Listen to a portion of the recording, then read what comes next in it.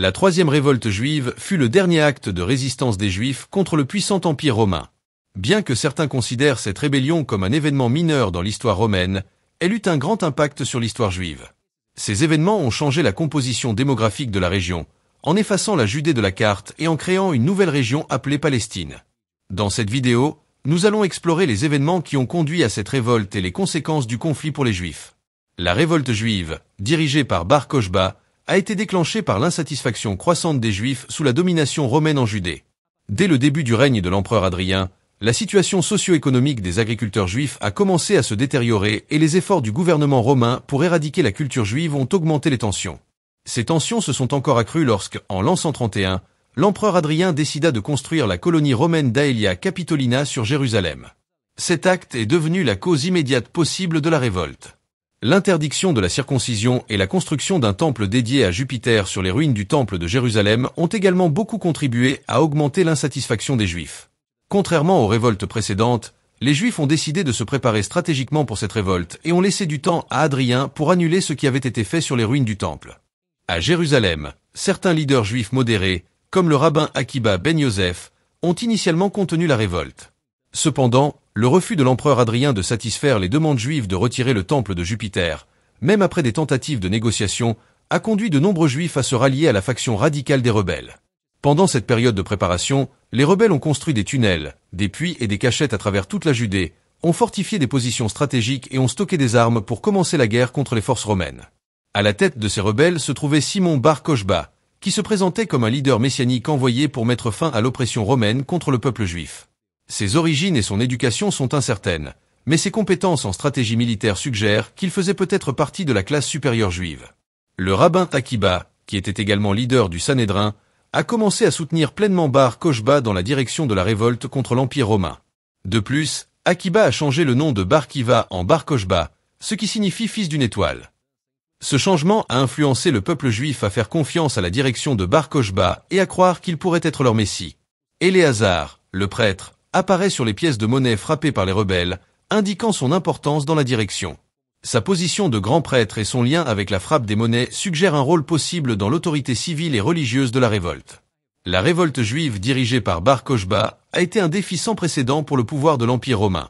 Les Juifs, avec un leadership compétent et des préparatifs intenses, se sont révélés des adversaires redoutables contre les légions romaines. Les forces rebelles, bien que leur nombre soit incertain, comptaient des dizaines de milliers de combattants utilisant une variété d'équipements initialement. Obtenu des armées romaines vaincues, Bar Kokhba a choisi une stratégie de guérilla, surprenant et expulsant les garnisons romaines. Initialement, il s'est basé à Odio puis à Béthar, planifiant une résistance prolongée pour attirer plus de combattants et éviter des affrontements directs à grande échelle. La connaissance du terrain et l'utilisation de tunnels ont permis des embuscades efficaces, sapant la volonté de combat des légions romaines. La stratégie initiale des Juifs impliquait des attaques surprises contre les garnisons romaines, exploitant la vulnérabilité des légionnaires en marche. La tactique incluait également des embuscades et des attaques surprises dans les villes. Les premières nouvelles de ces attaques ont été sous-estimées par le gouverneur romain Tinius Rufus, qui considérait les événements comme des troubles isolés.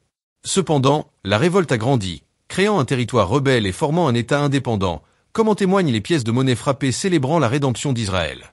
À mesure que la population juive adhérait à la cause, les légions romaines, y compris la 6e légion Ferrata et la 10e Phrotensie, ont été mobilisées pour contenir cette menace. Le succès initial de la révolte juive aboutit à la formation d'un État rebelle en Judée. Tinius Rufus, le gouverneur romain, aperçut l'idéologie nationale religieuse derrière la révolte lorsque Simon Bar Kokhba a été proclamé messie par le rabbin Akiba. Cela a conduit à l'interdiction des enseignements publics de la Torah et à l'exécution d'Akiba, bien que la véracité de cette histoire soit incertaine. La rébellion s'étendait sur de vastes zones de la Judée, y compris les collines de Judée, le désert de Judée et certaines parties du désert du Negev. Rufus se trouvait face à une partie significative de sa province entre les mains des rebelles, c'est pourquoi il a décidé de demander de l'aide à l'empereur Hadrien. L'empereur a envoyé des détachements et des légions voisines pour réprimer la rébellion. La 3e légion Gallica, la 2e Traiana et la 3e Cyrenaica ont été dépêchées de Syrie et d'Égypte. Cependant, lorsque ces renforts sont arrivés, c'était déjà l'automne, mettant ainsi fin à la saison militaire. Les rebelles ont été soulagés, car ils ont eu le temps de se préparer au prochain contre-attaque romain. Pendant cette trêve, ils ont rassemblé des provisions, fortifié leurs positions et renforcé leurs cachettes souterraines. Cette période de pause a peut-être été utilisée pour renforcer le gouvernement rebelle, attirant plus de soutien, de volontaires et d'immigrants. Bar Kokhba, qui se proclamait maintenant Messie, a affronté la pression romaine au printemps de l'an 133, résistant à des attaques constantes. Bien qu'il n'y ait pas de récit de grande bataille, les rebelles ont réussi à repousser les forces romaines et leur état a persisté jusqu'à l'an 134. Le succès continu de la révolte a influencé la confiance dans la stabilité de l'état rebelle, reflétée dans l'activité économique et les questions juridiques locales. Plus de juifs et de personnes d'autres nations se sont joints à la cause, certains par conviction et d'autres en quête de gains personnels. Pour Bar Kokhba, ceux qui ne soutenaient pas sa rébellion étaient considérés comme une menace. Après la destruction du Second Temple, les dirigeants juifs ont peut-être utilisé la révolte comme prétexte pour traiter avec les chrétiens. L'État rebelle de Judée a survécu à la saison militaire de 133, mais en hiver, les conflits se sont intensifiés. Hadrien, réalisant la gravité de la situation, a décidé de prendre des mesures plus drastiques. Hadrien a envoyé des renforts significatifs, y compris des détachements de la 10e Légion Gemina et de la 12e Légion Fulminata, sous le commandement de Sextus Julius Sévru. D'autres légions, comme la 5e Légion Macedonica et la 11e Légion Claudia, ont également participé à la répression. L'armée romaine, rassemblant environ 60 000 hommes, a reflété la gravité de l'effort pour contenir la révolte de Bar Kokhba, soulignant le défi auquel les rebelles étaient confrontés.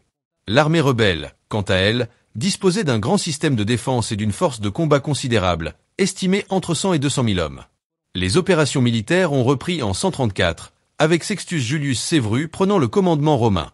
Les tactiques romaines ont évolué, se concentrant sur des attaques contre des groupes plus petits, isolant les rebelles et coupant leurs lignes de ravitaillement, ce qui a progressivement démantelé la force rebelle. Les Romains ont mené une répression brutale pendant la révolte, exécutant de nombreux rebelles. En 134, les légions romaines ont intensifié la répression et augmenté leur contrôle sur l'État de Judée. Le quartier général rebelle a été transféré à la forteresse de Béthar, indiquant la pression croissante sur la direction de Bar Kokhba. Bien qu'il y ait eu des signes de détérioration de la cohésion et de la discipline des rebelles, la vie a continué relativement normalement pour les civils en Judée. En 135, les Romains ont renouvelé leur offensive, détruisant Hérodium et avançant vers les collines de Judée. Les Romains ont assiégé la forteresse de Béthar, où de nombreux réfugiés se sont rassemblés, y compris des soldats et des civils.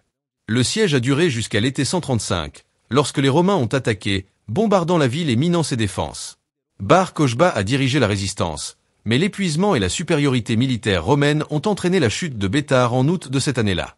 Les Romains ont massacré sans distinction, prenant la vie de civils et de combattants, y compris Bar Kokhba lui-même, marquant la fin de la troisième révolte juive. Cette troisième révolte juive a été un événement très important dans l'histoire, même si elle n'a duré que 4 ans et n'a apparemment pas causé de grands changements dans l'Empire romain. Cependant, lorsqu'on regarde de plus près, on voit qu'elle a eu de grandes conséquences. La révolte a marqué, par exemple, la fin de l'espoir de reconstruire le temple juif, conduisant à la transition vers le judaïsme rabbinique. Après sa victoire, Hadrien a décidé de renommer toute la région, auparavant connue sous le nom de province de Judée, en Syrie-Palestine. En faisant cela, il a probablement ressuscité l'ancien nom de la région, qui signifiait terre des Philistins, et a décidé d'unir la Syrie à la Judée dans le but de diminuer la connexion des Juifs avec cette région. Après la défaite, la plupart des Juifs se sont dispersés dans le monde, rendant le judaïsme plus décentralisé. La tentative de faire de la Judée un endroit libre de la domination romaine a échoué, et finalement, la plupart des Juifs ont accepté leur destin de faire partie de l'Empire romain. Si vous avez aimé en savoir plus sur cette dernière révolte du peuple juif contre Rome, n'oubliez pas de laisser un like sur cette vidéo et de vous abonner à notre chaîne.